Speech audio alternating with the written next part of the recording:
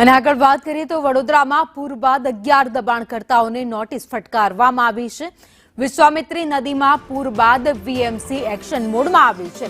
કારેલીબાગ વિશ્વકુંજ સોસાયટીના રહીશોને નોટિસ અપાઈ છે। નોટિસ મળતાની સાથે સ્થાનિકોએ નિવેદન આપ્યું છે।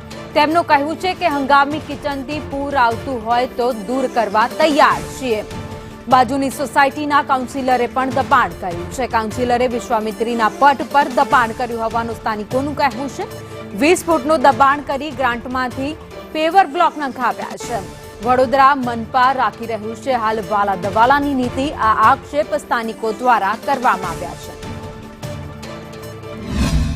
કોર્પોરેશન પાસે પહેલી વાત એ કે કોઈ નીતિ જ નથી। સૌથી પહેલું અહીંયા આગળ જે કોર્પોરેશને ગ્રીલ મારીને આપી છે એની હદની અંદર છે, એટલે નદીમાં પૂર આવે તો એને કોઈ લાગતું વળગતું નથી।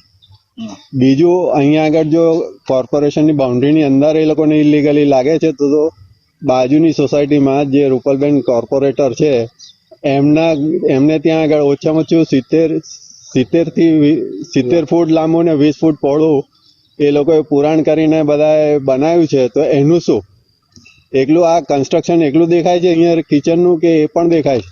દેખાતું હોય તો આંધળા કેમ બની ગયા જોયા વગર? આ સ્ટ્રક્ચરને લીધે જો વડોદરા શહેરમાં પૂરું ઉતરી જતું હોય અમે સૌથી પહેલા સ્ટ્રક્ચર હટાવી દઈશું। જો અમારા લીધે પૂરું આવતું બંધ થઈ જતું હોય વડોદરામાં તો અમને કોઈ વાંધો નથી। શું કહેશો તમે? કાઉન્સિલરના દબાણ વિશે પણ વાત કરી છે સોસાયટી વોર્ડ નંબર 3 ના કોર્પોરેટર રૂપલબેન મહેતા જે આપણે બાજુની સયાજી સોસાયટીમાં જ રહે છે, એમની ઘરની પાછળ લગભગ 70 ફૂટ જેટલું ઊંડું અને લગભગ 20 ફૂટ પહોળું એટલે લગભગ 50,000 લાખ સ્ક્વેર ફીટ જગ્યા જેટલી છે।